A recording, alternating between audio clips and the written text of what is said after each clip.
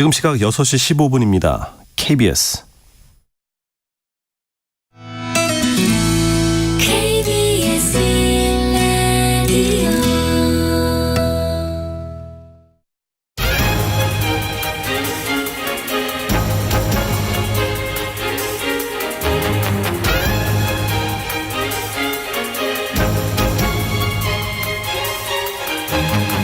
오늘 아침 일라디오. 안녕하십니까. 오늘 아침 일라디오 아나운서 오승원입니다. 6월의 첫날인데요. 6월에 여행 가라. 정부와 한국관광공사에서 여행 가는 달이라고 지정해놓고 적극적으로 놀라고 등 떠밀고 있습니다. 요 며칠 새 숙박 할인권, 놀이동산 할인권, 전시회 같은 티켓을 뿌리기 시작했고요. 숙박시설을 대상으로 한 전체 티켓 물량의 90%가 6월에 배포될 정도라고 하는데요. 자, 이런 혜택을 보려면 이왕 가는 휴가 좀 일찍 가야 하나? 안 그러면 손해보는 것 같은 기분이 드는데요. 그런데 요즘 여행지에서 들려오는 소식들 중에 신경 쓰이는 게 있습니다. 좀 예상되시는 분들도 있을 것 같은데 이른바 바가지 논란입니다. 지역 축제에 가서 어묵을 하나 시켰더니 5,000원, 종이컵에 번데기를 하나 담았더니 5,000원, 통돼지 바베큐라고 해서 고기 한 접시 먹으려니까 4, 5만 원. 이거 아무리 고물가라고 해도 너무하는 거 아닌가, 이런 원성이 자자하다고 하는데요. 더욱이 이런 바가지 문제가 외국인 관광객들을 통해 해외 유튜브 등에 오르내리고 있다고 합니다. K-팝 한국의 이미지에도 영향을 줄 수밖에 없는데요. 할인 티켓을 주는 것도 물론 좋지만 이런 바가지를 쓰면 의미가 없는데요. 현장에 이런 문제에 대한 관리 감독도 필요하지 않을까 싶습니다. 6월 1일 목요일 오늘 아침 일라디오 출발합니다.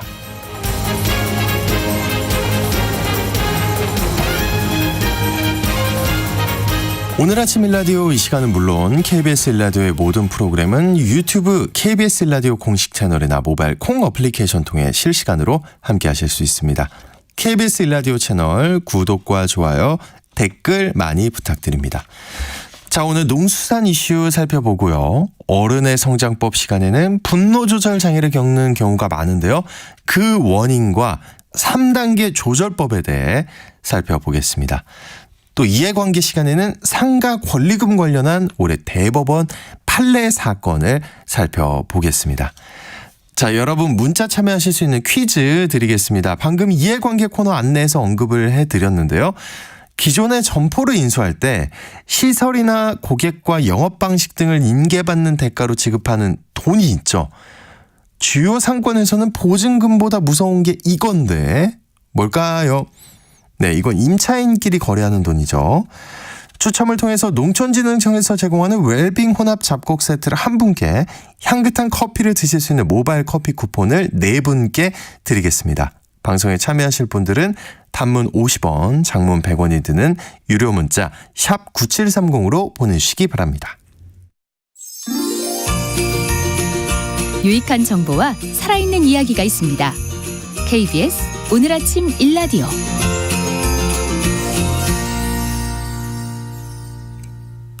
정부가 공공분야부터 직장 내 갑질을 근절하겠다면서 공공분야 갑질근절 종합대책을 낸 지 올해로 5년이 지났습니다.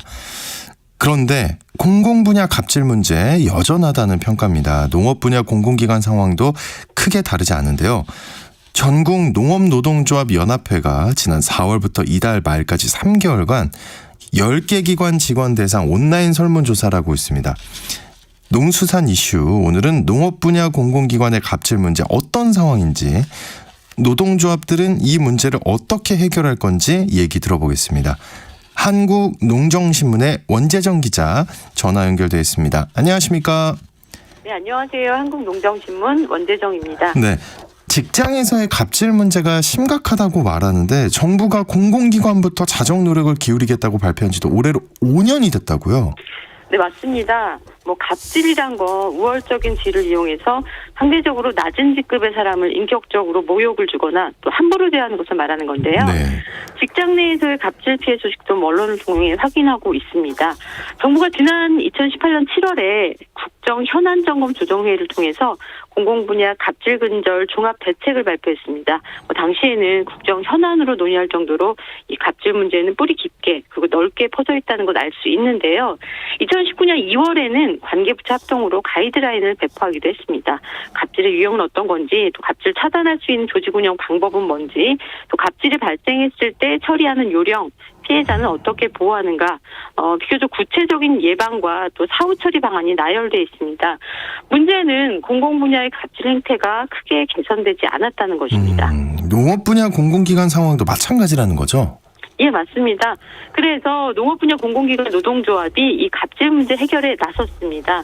전국 농업노동조합연합회 전농노련이라고 하는데요. 전농노련은 지난 2월에 이 공공부문의 갑질 문화 근절을 위한 공동 선언식을 열었습니다. 정부가 종합대책 수립하고 공무원 행동강령에 갑질 금지 규정까지 신설하면서 공공부문에서 일어나는 갑질을 없애기 위한 대책을 세웠지만 현장은 바뀌지 않았다는 데 의견을 같이 했습니다. 이를 근절하기 위한 공동 선언문도 발표했고요.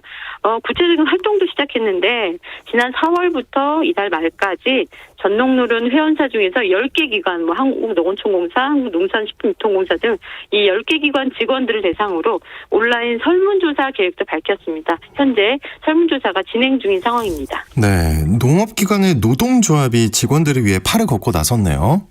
예, 전농노련은 지난 2015년에 결성됐고요. 농식품부와 유관기관, 단체 등 15개 조직의 노동조합으로 구성되어 있습니다.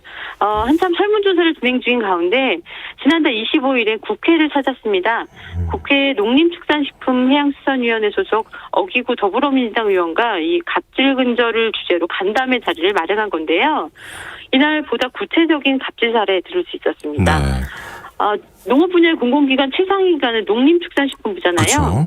예, 농식품부 조직 내에 이 갑질 문제도 고착화됐다는 얘기 들었고요. 농식품부가 그 하급기관, 그러니까 유관기관들에게 어떤 갑질을 하는지 예시를 통해 확인할 수 있었습니다. 현재 전농노련 의장을 한국농수산식품유통공사 이 서건재 노조위원장이 맡고 있는데 이 서건재 의장에 따르면 상급기관인 농식품부 직원의 무리한 업무 지시라든가 인신 공격으로 숨이 막힌다. 또 과도한 업무 지시로 야근을 밥 먹듯 한다. 새벽에도 주말에도 전화해서 자료를 당장 달라고 해서 이제 사무실에 나가는 일이 반복된다. 이런 고충이 있다고 합니다. 또 나름 최선을 다하고 있는데 자료의 질이 떨어진다거나 능력이 부족하다는 이런 모욕적인 발언을 들어야 하고 또 나이가 많은 부장님께도 반말을 하는 게 기본이어서 굉장히 불편하다. 이런 얘기들을 이제 하고 있다고 해요. 그런데 이보다 훨씬 더한 사례도 심심치 않게 일어난다고 합니다. 야, 이거 예상했던 것보다 상황이 훨씬 더 심각한데 더 심하다고요? 예, 그렇습니다. 이 어기구 의원과의 간담회에 참석했던 김대련 한국농어촌공사 노조 정책처장은 이 상급기관과 업무를 하다 보면 또 모아놓으면 갑질이 될 수 있는데 사안 하나하나는 굉장히 애매한 경계선에 있는 경우가 굉장히 많다 이렇게 말했는데요. 그래서 이번 온라인 설문조사로 사례가 모아지면 대처 방안이 좀 더 명확해질 수 있다 생각한다고 말했고요. 공공부문 종사자 입장에서 국가 일을 한다는 자부심이 있는데 인격을 존중받지 못하면 자존감도 떨어지고 근로의식이라든가 능률도 저하될 뿐만 아니라 결과적으로는 대국민 서비스도 낮아지는 문제로 연결된다 이렇게 우려했습니다. 네. 농어촌공사 노동조합은 몇 년 전에 이 농식품부의 과장급 인사에 지속적인 폭언 문제에 제동을 건 사례가 있다고 하는데요. 그때는 마침 녹취 자료가 있어서 농식품부 감사관실, 국민권익위원회, 언론 등에 알렸고 이같이 적극적으로 대응한 결과 본부에 있던 해당 과장이 지역의 다른 유관기관으로 전보 조치를 받았다고 합니다. 근데 이런 증거를 남기는 것도 굉장히 쉽지 않다는 얘기를 들었는데 업무상 통화를 농식품부나 이런 데다 많이 하게 되는데 네. 유선 전화냐 핸드폰이냐에 따라서 굉장히 상황이 달라진다 그래요. 이 핸드폰은 녹음이 가능하기 때문에 계산된 단어를 사용한다거나 문제 소지를 없앤 채 통화를 한다는 겁니다. 세상에. 예, 사측이 결코 이 상급기관의 문제 제기를 할 수 없다는 점도 이날 얘기가 나왔는데 김대련 농어촌공사 노조 정책처장은 노동조합이기 때문에 앞뒤 계산하지 않고 일처리를 할 수 있었다 이렇게 강조했습니다. 네. 또 업무와 관계된 갑질 외에 문제가 되는 사항들이 더 있을까요? 예, 있습니다. 업무와 관련된 것들이 몇 가지 좀 더 있긴 한데요. 업무를 타 기간에 넘기겠다, 예산을 빼겠다, 이런 예산과 관리권 등을 남용해서 협박하는 일도 있고 자신의 업무를 하나부터 열까지 모두 담당자에게 떠넘기고 자신이 만든 것처럼 보고를 하는 경우도 있는 사례 중에 하나입니다만 네. 이뿐만이 아니라 기관의 내부 인사에 관여하는 문제도 있습니다. 특정인에 대해서 승진이라든가 전보에 특혜를 받거나 불리한 대우를 받도록 강요하는가 하면 일종의 낙하산이죠. 그렇죠. 예. 예, 퇴직 공무원들을 기관장에 앉히거나 비상임 이사에 선임되도록 보이지 않는 힘을 행사하는 경우가 있다고 합니다.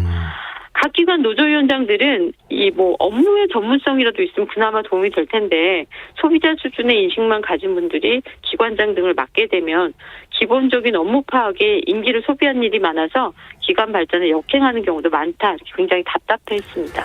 설문조사 결과가 궁금한데요. 이달 말에 온라인 설문조사가 끝난 뒤 그 후속 조치는 어떻게 진행이 되나요? 예, 현재 뭐 갑질 피해 사례에 대한 온라인 설문조사는 이 가축위생 방역지원본부, 한국마사회, 축산물 품질 평가원 등 10개 기관에서 노동조합이 주축이 돼서 진행 중에 있는데 전농노조는 갑질 피해 사례에 대한 실태조사가 마무리되면 이 취합된 결과를 유형별로 분류를 하고요. 심각한 사안이라 판단되면 녹취록, 메신저의 대화 내용 이런 증거 수집도 병행한다고 합니다. 조사된 갑질 결과는 농식품부와 각 기관에 통보할 거고요. 문제 해결을 위해서 농식품부 장관 면담도 요청할 계획입니다. 네. 개선 의지가 없는 기관은 국정감사에서 다뤄질 수 있도록 국회와 적극적으로 소통하기로 결의하기로 했는데요. 뭐 어기구 의원과의 간담회를 한 것도 이런 이유에서라고 볼 수 있습니다. 이날 간담회에서 어기구 의원은 결과가 나오면 국회에도 꼭 공유해서 국정감사 등을 통해서 정부에 충분히 전달하도록 적극 나서겠다 이렇게 밝혔습니다. 네, 농수산 이슈 한국농정신문의 원재정 기자와 함께했습니다. 오늘 고맙습니다. 네, 고맙습니다.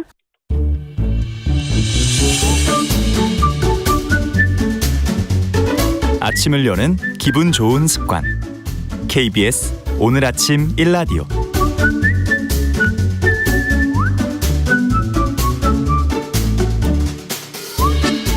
서툰 어른들의 마음이 자라는 어른의 성장법 시간입니다. 오늘은 사회 문제로 연결되기도 하는 분노라는 감정에 대해 살펴보겠습니다. 정신과 전문의 신재현 원장님입니다. 안녕하십니까? 네, 안녕하세요. 신재현입니다. 네, 우리나라 사람들이 화가 좀 많은 편이죠. 그렇죠. 아, 그래요? 네네. 네, 좀 많은 편인 것 같습니다. 네, 관심 많으실 것 같아요. 네, 많은 분들이 아마 마음속의 분노를 어떻게 다스릴지에 대해서 항상 고민일 거라 생각하는데요. 우리 마음을 스쳐가는 감정들이 굉장히 많은데 그중에서 이제 분노라는 감정이 참 다루기 어려운 감정인 것 같고요. 뉴스만 봐도 뭐 분노로 인한 폭행이라든지 뭐 살인 사건이라든지 온갖 범죄들이 심심치 않게 등장하잖아요. 실제로 건강보험심사평가원의 자료를 살펴봐도 충동적 습관과 관련된 진단을 받고 치료받는 경우가 점점 늘어나고 있다고 합니다. 네. 저도 화가 많이 날 때가 있거든요. 네네네. 근데 또 시간이 지나면 왜 그랬지? 할 때가 또 있어요. 네. 화가 나면 흔하게 막 나 분노 조절 장애야 막 이러잖아요. 네네. 근데 어느 정도가 되면 이 분노 조절 장애다 이게 확실한 건가요? 네, 분노 조절 장애라는 진단이 사실 존재하지는 않고요. 그래요? 예, 뭐 요즘에 많이 쓰는데 사실 실제로 있는 진단명은 아니고 분노가 갑자기 폭발하고 주체하지 못해서 위험한 행동으로 이어지는 경우에는 제가 정확한 진단명은 간헐적인 폭발성 장애로 진단을 합니다. 이거 그래서 이름부터가 강하네요. 예. 간헐적 폭발성 장애. 예. 네. 보통 우리는 화가 나면 분노 게이지가 0에서 100까지 서서히 차오르잖아요. 그게 아니고 이제 사소한 자극이 분노의 수준이 0에서 100까지 한꺼번에 올라가고 그로 인해서 언어 폭력이나 물리적 폭력이 나타나고 이로 인해서 법적 문제를 겪게 되거든요. 그래서 이런 경우에 이런 진단이 가능하죠. 근데 우리가 분노를 보통 일반적으로는 크게 느끼는 경우는 개인마다 다르지만 그럴 만한 이유가 다 있지 않습니까? 그러니까 뭐 운전하다가 얌체 운전자를 만나거나 화나죠. 아니면 뭐 사람들한테 모욕적인 말을 들었거나 할 때 화가 나는 건데 화나죠. 간헐적 폭발성 장애는 이유가 있는 것이 아니고 화가 날 만한 상황이 아닌데도 굉장히 작은 자극에도 폭발하는 경우를 말하는 겁니다. 그러니까 보통 이제 일반적인 상황에서는 화가 날 법한 상황에서 화가 나는 거는 저희가 뭐 병으로 진단할 수준은 아닌 것 같고 그냥 다혈질이라고 생각하는 게 맞을 것 같고요. 네. 만약에 병의 수준으로 진단되는 경우라면은 그게 너무 자주 일어나거나 그게 너무 심하게 일어나서 삶을 많이 방해할 경우에 나타난다고 볼 수가 있겠습니다. 또 분노가 주된 증상이라고 해도 꼭 간헐적 폭발성 장애로 진단하진 않고요. 우울증이라든지 불안장애나 품행장애, 또 반사회성 성격장애, ADHD 등에서도 충동적 행동들은 얼마든지 일어나거든요. 그렇군요. 그래서 꼭 분노가 있다고 해서 다 병이라고 볼 필요는 없다라고 말씀드리고 싶습니다. 알겠습니다. 이 분노 또 화와 관련된 병이 또 하나 떠오르는데 분노를 풀 방법이 없어서 화병이 났다 이런 말 많이 그런 말씀 하잖아요. 많이 하시죠. 네. 네, 화병은 진짜 있는 건가요?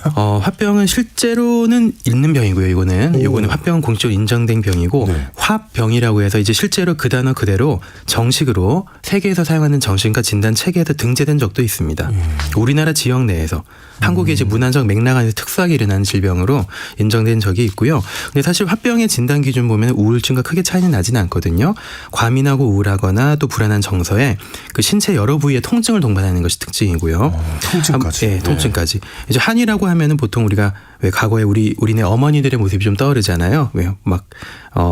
묵묵히 살아가시면서 때로는 여기저기 쑤시고 아파가지고 아이고 삭신이야 하면서 여기저기 막 쑤시고 주무르고 하시는 분들이 막 떠오르는데 그런 모습이 화병의 정형적인 모습이라고 보면 될 것 같습니다. 이런 걸 보면 이제 우리나라 사람들이 문화적으로 화나 분노와 같은 단어와 좀 더 친밀하게 다가오는 것이 아닌가 하는 생각이 듭니다. 말씀하신 대로 약간 분노나 화를 쌓아놓으면 좀 더 큰 문제로 번지게 되는 경우가 많은 것 같아요. 네, 이런 말도 있잖아요. 석가모니도 이제 이런 말 했는데 분노를 안고 있는 것은 불에 타고 있는 석탄을 들고 있는 것과 똑같다. 네, 들고 있으면 이제 타버린다는 거죠. 네.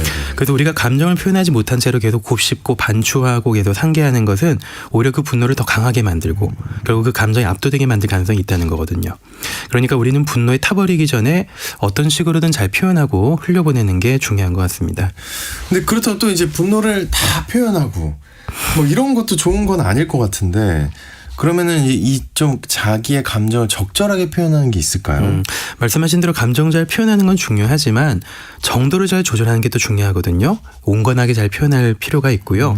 느껴지는 대로 감정을 다 터뜨려버리면 이 사회에서 함께 살아갈 수가 없잖아요. 그죠? 사회 공동체에서. 그렇죠. 그래서 반대로 감정을 적절하게 잘 인지하고 이를 행동으로 잘 옮길 수 있다면은 감정이 우리에게 도움이 되는 측면도 분명히 있을 겁니다. 감정이 우리에게 도움이 된다니까 약간 생소한데 어떻게 감정이 우리에게 도움이 될까요?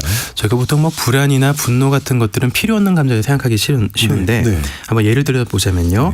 불안이라는 감정은 때로는 불쾌하게 느껴지는데 만약 우리한테 불안이 없으면 어떨까요? 어떻게 될까요? 불안이 없으면 아마 긴장감이 없으니까 쭉 아무렇지도 않게 그냥 계속 갈 것 같아요. 그렇죠. 그것도 그렇고 지금 이제 아침 일찍 방송을 하지 않습니까? 지각하게 되겠죠. 같아요. 네. 긴장하지 않고 있다가 지각하게 되거나 내일 또 시험 쳐야 된다면 대비하지 않게 되거나 아마 그렇게 될 가능성이 높을 것 같고 이제 불안은 우리 앞에 닥쳐올 일들 대비하게 만들어주는 그런 감정이고요. 또 우울감도 마찬가지입니다. 우울감이 심하면 우울증이 되지만 약간의 우울감은 우리가 겪었던 상실감이나 좌절감을 극복하는 시간을 벌어주기도 하거든요. 우리가 좀 치유할 수 있는 시간을 주는 감정이라고 볼 수가 있겠죠. 분노라는 감정도 역시 마찬가지인데요. 분노나 화라는 단어가 부정적인 의미로만 느껴질 수 있는데 사실 우리한테 분노가 없었다면 인류의 역사에서 중요한 전환점이 될 여러 사건이 없었을 거죠. 이를테면 프랑스 혁명이라든지 우리나라에서도 5.18 민주항쟁이라든지 이제 분노에 기반한 어떤 그런 활동들이잖아요. 운동들인데 이제 이런 것들이 없었다면 우리 삶에서 큰 변화가 없었겠죠. 그러니까 분노라는 것은 우리에게 변화할 때라는 것을 알려주는 역할을 하고요. 뭔가 불합리하고 부당한 게 있으니까 이에 대해서 행동을 해야 될 때라고 이제 경보를 울리는 거죠. 그렇군요. 그러면 분노를 좀 현명하게 잘 다루는 방법이 혹시 있을까요? 크게 세 가지 정도를 좀 꼽아볼 수가 있는데요. 세 가지 단계로 생각할 수가 있는데요. 첫 번째 단계는 알아차리는 단계입니다. 우리 대부분은 자신이 화가 났다는 사실을 소리를 이미 지르고 나서 물건을 내리치고 나서 알아차리거든요. 후회했을 때는 이미 엎질러진 물처럼 이제 느껴지는데 물론 분노 터뜨리고 나면은 짧은 카타르시스가 느껴지지만은 기분이 오래 가진 않습니다. 안 좋아요. 몇 분 지나면서 후회하고 자책하잖아요. 그래서 우리가 연습해야 될 거는 현재 어떤 감정이 어느 정도로 느껴지는지 또 그 감정의 흔적이 신체 어느 부위에서 어떻게 나타나는지를 알아차리는 거죠. 그래서 몸에서 일어나는 변화를 잘 알아차리면 분노의 시작을 감지할 수가 있거든요. 아나운서님께서는 약간 화가 나면 몸에서 어떤 반응이 나타나시나요? 저는 이렇게 혈압이 오르는 게 느껴지고요. 머리에서. 피가 머리에 쏠리는 게 느껴져요. 그러니까요. 예. 저마다 이제 느낌은 좀 다르긴 한데요. 네.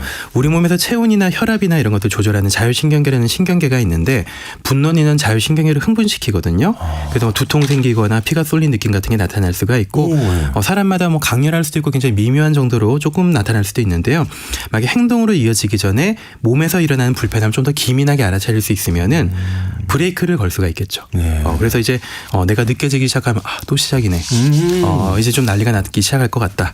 화가 슬슬 오르기 시작했구나라는 것이 알아차릴 수 있으면은 조금 여유 공간이 생기거든요. 그래서 브레이크를 걸거나 자리를 피하거나 할 수 있는 여유 공간이 생기기 때문에 자신의 감정이나 신체의 느낌들을 좀 알아차릴 수 있는 뭐 감정일기를 쓴다든지 아니면 요가나 명상 같은 신체 감각을 좀 차분하게 살펴보는 연습을 할 수 있으면은 도움이 될 것 같습니다. 네. 감정의 브레이크라. 그러면 두 번째는 뭘까요? 네, 두 번째는 알아차리고 나면 우리 마음을 거리두고 관찰하는 단계거든요. 그래서 우리의 분노를 너무 가까이서 들여다보는 경향이 있다면은 조금 떨어뜨려 놓고 이제 보는 거죠. 머릿속에서 스파크가 튀기 시작하면은 막 분노가 나타나면 우리가 보통 이제 이 감정들이 집착하게 되잖아요. 너무 가까이서 들여다보려고 하니까 자꾸 분노를 들여다보면서 저 녀석 때문이다. 혹은 뭐 그때 그 일 때문에 내가 그렇게 된 거다라는 식으로 막 화를 내거나 후회와 자책을 거듭하게 되는데 가까이서 들여다보게 되면 분노의 불꽃에 집어삼켜지게 되죠. 그래서 감정과 생각을 인식을 할 때 해부의 개념을 인식하는 게 좀 도움이 됩니다. 해부. 네. 그러니까 정말 열받네. 이게 아니고 내가 또 분노의 감정을 느끼고 있네. 화가 나는 감정을 내가 가지고 있구나 라는 식으로 내가 이런 감정을 가지고 있는 것이지 분노나 이런 화가 나는 현재 상황이 당장 눈앞에 펼쳐진 사실은 아니다라는 것을 좀 다르게 인지하는 것이 연습이 되고요. 또 한 가지는 감정을 기차로 생각해 보는 게 도움이 되는데요. 기차는 우리 앞에 잠깐 멈추어 서지만 시간 지나면 떠나잖아요. 근데 분노의 기차가 우리 앞에 섰을 때 우리가 보통 하는 일은 이 분노의 기차를 붙잡고 싸우기 시작하죠. 싸우기 시작하면은 그 분노의 감정들이 해결되는 것이 아니고 점점 커지게 되는 경우가 많습니다. 그렇기 때문에 우리는 이제 분노의 감정을 느끼게 됐을 때 조금 거리를 두고 분노가 또 시작됐는데 난 이것과 싸우게 되면 분명 더 커질 거니까 나는 거리를 두고 내가 할 것을 하면서 시간을 보내자라는 식으로 조금 감정의 거리를 두고 관찰하는 것이 감정을 잘 흘려보내는 좋은 방법 중에 하나라고 볼 수가 있겠습니다. 네. 세 번째 마지막 단계는 뭔가요? 네, 마지막 단계는 이제 알아차리고 그다음에 거리를 두고 관찰했으면은 이전과 다른 행동을 선택해보는 단계거든요. 사실 분노에 반응하는 패턴이 뇌에 학습이 다 되어 있습니다. 분노에 대한 과한 억압을 하는 것도 더 가덕이 표현하는 것도 어떻게 보면 우리 삶에서 경험한 역사의 산물이거든요. 그래요. 타고난 기질에 이제 부모님이나 뭐 친구, 연인들의 영향이 쌓이면서 현재 내가 이제 나타나는 거죠. 뇌과학 분야에서는 이런 말이 있는데 뇌는 플러스는 잘하는데 마이너스는 못한다. 라는 말이 있거든요. 무슨 말이에요? 자꾸 경험은 쌓이게 되고 저장은 잘 하는데 이미 경험된 걸 없앨 수는 없죠. 없을 수는 없기 때문에 분노에 대해서 과한 반응을 하는 패턴이 나한테 이미 만들어져 있다면은 그것을 없애려고 하지 않으려고 노력하는 것보다는 더 중요한 거는 새로운 경험과 학습을 마주하면서 경험을 덮어쓰게 하는 거죠. 좋은 경험으로 이제 덮어쓰는 그렇죠. 거. 좋은 경험 덮어쓰기를 하는 건데 그러니까 자신이 가지고 있는 분노와 연관된 패턴을 인지하고 있다면 이전과 다른 행동들을 의도적으로 선택해보는 거죠. 이를테면 막 억압하다가 폭발하는 경향이 있다면은 불편함이 있을 때마다 무작정 참기보다는 마음을 좀 더 드러내고 이야기하는 경험을 좀 더 해보는 이제 그런 그 행동 패턴을 경험해보는 거고요. 또 말로 하기 힘들다면 분이 풀릴 때까지 베개에 얼굴 파묻고 소리 지르거나 무작정 분이 풀릴 때까지 걸어다니는 식으로 조금 다른 방식으로 풀어보는 것도 도움이 될 것 같습니다. 물론 이제 기존의 신경망이 새로운 패턴을 만들어내려고 할 때 어색하고 불편함이 느껴지는 건 당연하긴 하지만요. 어색함을 감수하면서도 반복해서 노력을 하다 보면은 계속해서 새로운 경험들이 머리에 저장이 되는 거죠. 또 즐거운 기억과 추억을 제공하는 영상이나 사진 같은 것들을 마음의 안전지대로 설정을 하고 자주 꺼내보는 것도 도움이 되고요. 예, 그렇군요. 내가 화가 나는 상황이 아닌 그러면 상대방이 화를 내고 있어요. 막 분노를 막 저한테 폭발시키고 있어요. 이럴 때 어떻게 해야 됩니까? 아주 뭐 정도에 따라 달라질 것 같은데 대화가 통하지 않는 상황이라면 일단 피하는 게 중요하겠죠. 도망가요? 예, 도망가야죠. 36개를 쓰는 거고 대화 통하지 않는데 대화를 하려고 하다 보면 나도 화가 나고 다툼으로 이어지는 경우가 많거든요. 근데 대화가 조금이라도 통하는 상황이라면 일단 이야기를 경청해 주는 게 도움이 됩니다. 경청해 주는 게. 설령 상대의 이야기가 전혀 공감되지 않더라도 100가지 중에 한 가지라도 동의할 만한 내용이 있다면 일단 맞장구를 쳐주고 그렇구나. 아 그렇지 네 말이 맞지 하는 식으로 맞장구 쳐주고 충분히 공감을 못했어요, 표하는 거죠. 네, 그게 싸우게 되는 거죠. 네. 또 이제 너 대화법보다는 나 대화법을 사용하는 게 도움이 되는데요. 그러니까 너 대화법이라는 건 네가 잘못했어, 네가 문제야라고 얘기하는 건데 나 대화법이라고 하는 거는 네가 이렇게 얘기하니까 나 좀 마음이 안 좋아. 마음이 좀 속상해. 라는 식으로 마음을 먼저 열어놓고 얘기하는 거죠. 내가 먼저 마음을 열어놓고 표현할 수 있으면 대화의 분위기가 한결 더 누그러들 거고요. 일단 저는 도망가겠습니다. 빠르게 한번 네, 그것도 뭐 좋은 달려보겠습니다. 방법이긴 합니다. 네.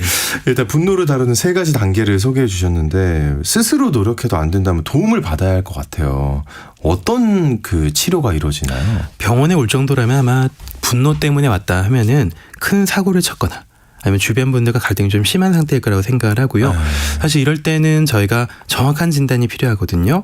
보통 분노 조절 장애라고 얘기하는 간헐적 폭발성 장애는 생각보다 흔한 진단이 아니라서 오히려 우울증에 빠져서 극단적이고 과격한 행동을 하거나 조울증이 심해져서 위험한 행동을 앞두고 있는 경우가 흔하기 때문에 오히려 더 저희가 위험하고 급한 상태로 생각을 합니다. 그래서 분노로 인한 자해나 타해 위험이 크거나 법적 문제가 불거지는 정도라면 입원 치료나 약물 치료 같은 적극적인 치료를 해야 될 것이고 또 그런 경우라면 저희가 약물 치료도 좀 적극적으로 사용을 하고 또 상담도 적극적으로 해주는 게 중요하죠.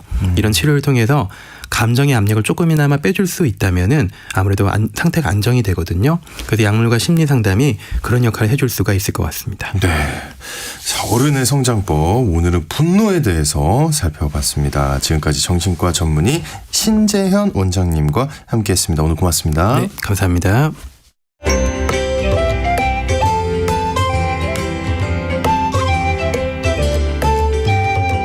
상쾌한 하루의 시작.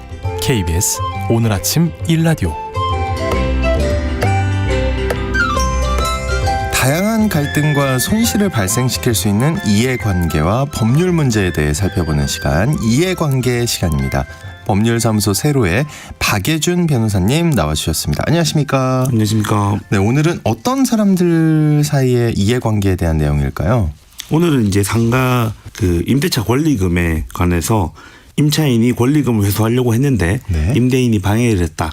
그래서 임대인에게 손해배상을 하라라고 이제 판결이 나온 이제 사례입니다. 그래서 임차인이 이제 내가 임대차를 끝내면서 새로운 임차인에게 우리 가게를 넘기려고 한다. 네. 그런데 이제 임대인이 아니다. 나는 지금 이 집을 부시고 새로 지을 거기 때문에 임대차를 못 줄까. 새로운 임대차 이거 계약을 못 많잖아요. 하겠다. 네. 예, 그렇게 해서 이제 임차인은 1억 1,000만 원을 물어달라 임대인에게 요청을 했고 대법원은 이제 7,100만 원 정도를 물어주라라고 판결한 사례가 되겠습니다. 아, 그러면 대법원이 권리금을 인정을 해준 거네요? 네, 뭐 7천만 원까지는? 뭐 이제 7,000만 원까지 인정을 해준 거고, 그래서 우리나라 대법원에서 이제 권리금은 이제 꽤 계속 인정해주고 있고 법적으로 이제 존중받는 권리입니다. 네, 그렇군요. 그 상가 임대차 보호법 이런 말 많이 나오잖아요. 네. 이게 권리금을 보호해주는 제도가 그 상가 임대차 보호법에 마련이 돼 있는 거죠? 네, 그렇습니다. 그 정식 법률 명칭은 상가 건물 임대차에 관한 그 임대차 보호법이라고 불리고 뭐 줄여서 상임법, 뭐 상가 임대차 보호법 뭐 이렇게 줄여서 부르는데요. 네. 그 권리금 보호 제도를 이제 간단히 말씀을 드리면 임대 기간이 끝나기 전부터 이렇게 6개월 전부터 임대 기간이 끝날 때까지 이제 임차인이 새로운 임차인을 데리고 와서 내가 이 임차인에게 권리금을 받고 이 가게를 넘기려고 합니다. 임대인께서는 새로운 임차인과 계약을 맺어서 임대를 진행해 주십시오라고 말을 했는데 이제 임대인이 싫다라고 하는 경우에 이제 그러면 임차인 입장에서는 권리금이라는 건 임대인한테 요구하는 게 아니라 이제 그렇죠. 새로운 사람에게 요구하는 네, 거거든요. 새로운 임차인에게. 근데 내가 이제 임대인 때문에 못 받게 되었으니까 이제 그거를 물어달라라는 이제 제도로 그러니까 방식으로 이제 상가 건물 임대차 보호법에 되어 있고 네. 아무 때나 이제 그러는 건 아니고요. 근데 임대인 입장에 사정이 있을 수 있는 거잖아요. 네. 네, 그래서 이제 이때 이제 사정을 봤을 때 이제 주로 방해하는 행위가 임대인이 직접 권리금을 수령하라고 하거나 그러니까 임차인이 나가라고 하고 요거 그 권리금이 새로운 때 나한테 주라. 내 집이니까라고 하는 이제 아주 고전적인 방식이죠. 네. 옛날의 방식이 그랬고 그다음에 뭐 안 된다. 권리금을 이제 아예 뭐 나는 권리금 인정 못하겠다. 너네끼리 거래하지 마라라고 이제 뭐 방해를 한다거나 뭐 알았어 해줄게 대신 임대료를 뭐 10배 올린다. 이제 이런 식으로 해서 이제 아니면 보증금을 5배 올릴게 이제 이런 식으로 한다든지 이제 그 밖에 정당한 사유. 이제 항상 문제는 이제 유형화해 놓은 아까 말씀드린 세 가지는 당연히 아무도 그렇게 안 하겠죠. 법에 명시되어 있으니까. 이제 그래서 지금 가장 많이 문제가 되는 거는 이 건물을 새로 지으려고 하는데 그래서 난 이제 못 받겠다가 요즘에는 이제 이게 정당한 사유가 되느냐 안 되느냐가 분쟁의 포인트인 경우가 많습니다. 건물을 아예 새로 지으려고 할 때 그때 어떻게 되냐. 네. 근데 흔히 권리금이라고 하는 거 많이 들었는데 법률상으로 권리금이 정확히 뭔가요? 뭐 판례의 문장을 읽자면 네. 권리금을 그 영업하려는 사람이 영업시설과 비품, 거래처, 신용, 영업상의 노하우, 뭐 건물의 위치에 따른 이점 등을 다 포함하는 유무형 자산인데 쉽게 생각하시면 가게만 있다고 해서 장사가 되는 건 아니잖아요. 네. 뭐 그 자리가 원래 유명한 식당이었다든지 원래 그 사람들한테 널리 인식되어 있다든지 위치가 너무 좋다든지 뭐 건물이 새 거라든지 뭐 여러 가지 즉 눈에 보이는 거 말고 장사가 잘 되게 하는 요인에 대해서 이제 서로 돈을 주고받고 이제 거래를 하는 것이 권리금이라고 보시면 되겠습니다. 네. 그렇군요. 근데 이 권리금이 전세처럼 혹시나 네. 우리나라에서만 인정되는 건가요? 당연히 이거는 아닙니다. 이거는 이제 우리나라에만 인정되는 건 아니고요. 네. 그 뭐 회계에도 반영돼 있을 정도로 회계는 이제 영업권이라는 형식으로 반영이 되어 있고 뭐 전 세계적으로 오히려 영국이나 미국과 같은 경우에는 부동산 중개업자에게 상업용 부동산을 중개하는 사람에게 가장 중요한 게 이 권리금이 얼마인지를 산정하는. 그래서 여기는 좋은 가게니까 뭐 돈을 많이 주고 거래하셔도 됩니다. 조금 장사가 안 되는 가게니까 그 권리금 적게 주셔도 됩니다가 오히려 자기는 중요한 역할인 거고요. 네. 일본 같은 경우는 이제 우리나라 말로 치면 바닥 권리금이라고 해서 임차인 사이에 주고받는 게 아니라 이 건물의 위치가 너무 좋으니까 임차인이 임대인에게 이제 돈을 주는 형태로 이제 진행되고 있습니다. 근데 장사에 관해서는 어떤 식으로든 간에 이 유형의 시설 말고 무형의 분명히 장사가 잘 되게 하는 요인들이 있기 때문에 이 요인에 대해서 대가를 지불하는 즉 우리나라 말로 권리금인 것은 뭐 전 세계적으로 다 존재하는 제도라고 보시면 되겠습니다. 그렇군요. 근데 일본 얘기도 듣고 해보니까 네. 우리나라가 좀 권리금 보호에 신경을 많이 쓰는 편일 수도 있겠네요. 네, 권리금을 자기들끼리 거래하는 거에 대한 거는 전 세계적으로 있는 제도지만 예. 그것을 국가가 법제화해서 보호해 주는 거는 우리나라만 있는 사례라고 보실 정도로 예, 우리나라는 임차인 보호를 강하게 하고 있습니다. 그래서 임대인에게 특히 임차인들 간의 거래인데 그것을 임대인에게 너 방해하지 말고 네가 이 행위를 방해했을 때는 손해배상을 해서 임차인의 권리금을 보호해 줘야 된다라는 제도는 뭐 우리나라에만 있고 매우 강하게 보호하고 있습니다. 네. 그렇군요. 그리고 또 뭐 추가로 권리금 보호를 위해서 권리금이 이제 산정이 되려면 장사를 하루 이틀 해갖고는 산정이 안 될 거잖아요. 네. 오래 할수록 권리금이 산정이 될 것이고 많이 많아질 거지 않습니까? 네. 그러다 보니 이제 상가에 대해서는 계약갱신 청구권을 처음에는 5년까지 해주다가 지금은 10년까지. 즉 내가 여기에 장사를 시작을 하면 임차인이 원하면 특별한 사정이 없으면 10년 동안은 계속 장사를 하게 해주어서 권리금이 생성될 수 있게 하고 그 생성된 권리금을 강하게 보호해주는 이제 그런 제도로 우리나라 상가 임대차들을 보호하고 있습니다. 10년까지. 네. 그 임차인 보호 제도들이 좀 계속 강화돼 온 것 같은데 그러면은 권리금 문제가 실제로 많이 줄어들었나요? 실제로는 오히려 많이 줄어들었다고 보기는 어렵습니다. 그래요? 이렇게 보호해 주는데요? 예, 그러니까 제도에 좀 딜레마인데요. 가만히 두면 자기들끼리 합의하고 해서 별로 안 싸우고 거래가 잘 되는 경우도 많지만 이거를 보호해 주기 위해서 어떤 제도가 들어오면 그 제도를 또 우회하려는 시도가 있고 그러다 보니 이제 많이 분쟁이 어떤 제도가 생기면 점점 좀 늘어나는 편이라고 보시는 게 맞습니다. 지금 방금 소개해드린 그 사례에서도 이 법률이 권리금 보호하는 법률이 도입된 이후에 대법원 판결까지 간 거고 대법원 판결이면 보통 한 빨라도 5, 6년은 걸리거든요. 예, 그러니까 5, 6년이요? 재판 시작하고 대법원 판결을 받으려면 5, 6년 정도 잠깐만, 그 걸립니다. 생각을 못 하고 있었네요. 네. 그러면 엄청난 손해잖아요. 뭐 그냥 계속 싸우는 거죠. 네. 계속 그냥 계속 싸우는 상황인 거고. 네. 그래서 그 보호 제도가 생겼다고 해서 이제 문제가 많이 줄어들었다기보다는 이제 문제가 공식화되고 이제 법원의 판결을 받는 경우가 이제 많아지는 것이죠. 그렇군요. 근데 잠깐만요. 아까 그 대법원 판결로 7천만 원 네. 그 보장을 해준다고 했잖아요. 네. 그러면은 그리고 그 시간까지 5, 6년이 걸렸고. 네. 그럼 건물 그 새로 짓겠다는 거 거짓말이었나요? 못 지게 되는 거죠. 이렇게 분쟁이 있게 되면, 네. 그러니까 모두의 손해인 거죠. 분쟁이 있게 되면 지금 정말로 지으려고 하더라도 네.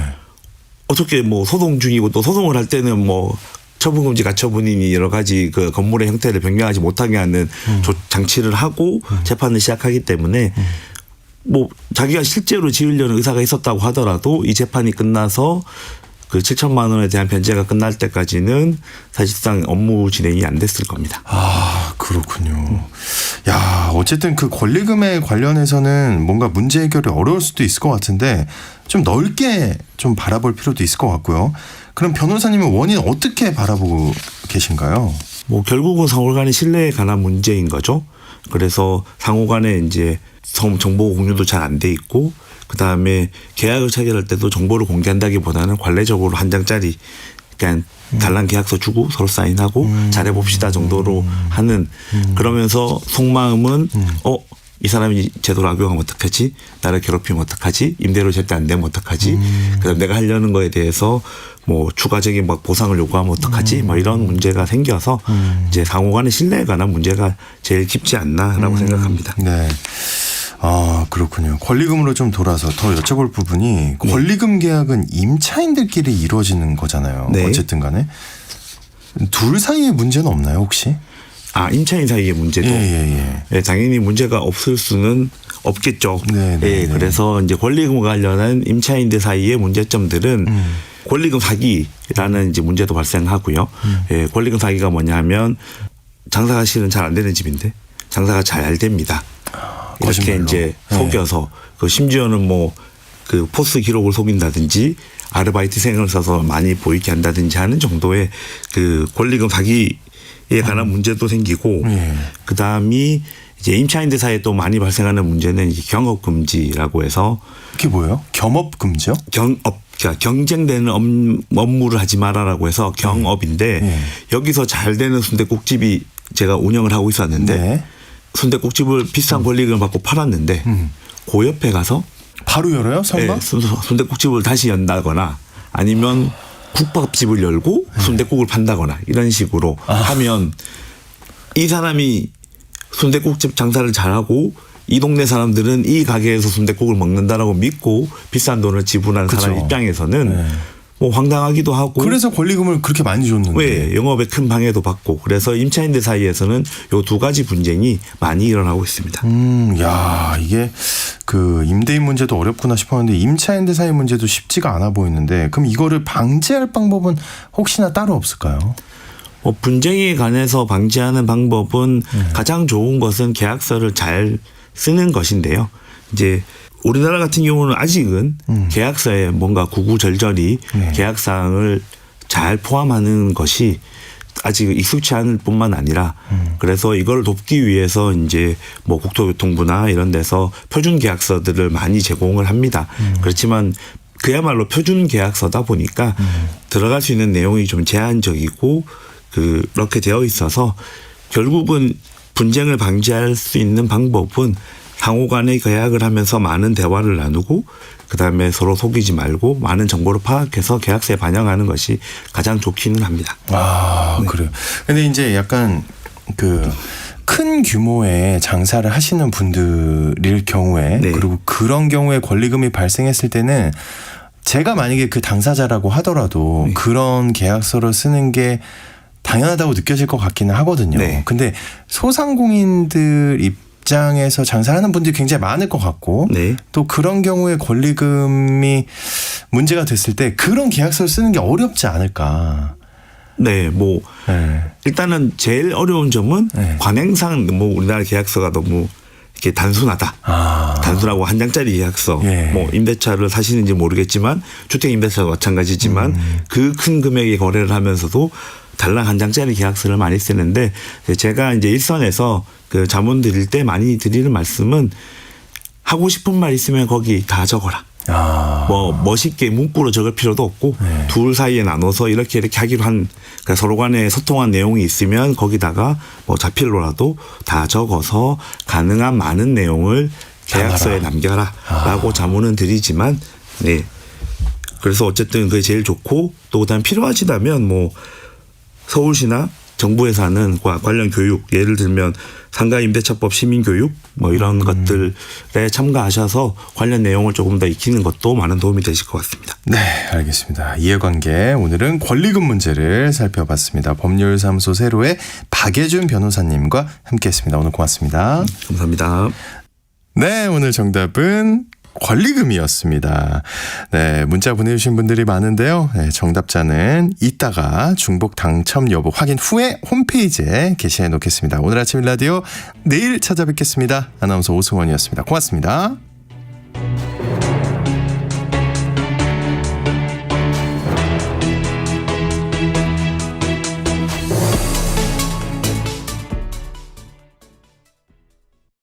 일 년에 한 번 이상 농지를 경운하고 용배수로를 정비하여 농지의 기능 유지에 최선을 다하는 우리의 청년들, 영농이 불가능한 폐경지를 제외하고 직불금을 신청하는 우리의 할머니 할아버지, 영농 폐기물 분리수거, 영농 기록을 작성하는 우리의 부모님, 이분들은 농업 농촌의 공익 기능을 증진하는 대한민국 농업인입니다. 공익직불제 준수사항 이행 점검이 6월부터 9월까지 진행되며 이행하지 않은 경우 직불금이 감액될 수 있습니다. 자세한 사항은 읍면 동사무소 또는 농가련 사무소에 문의하시기 바랍니다. 본 캠페인은 농림축산식품부와 국립농산물품질관리원이 함께합니다.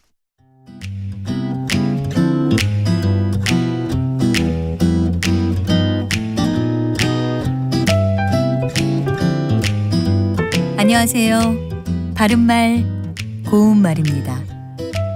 다른 사람에게 마땅한 예로서 대하는 것을 대접이라고 합니다. 또 누군가를 반갑게 맞아 정성껏 후하게 대접하는 것을 환대라고 하는데요. 이때 사용하는 환은 기뻐할 환자를 씁니다.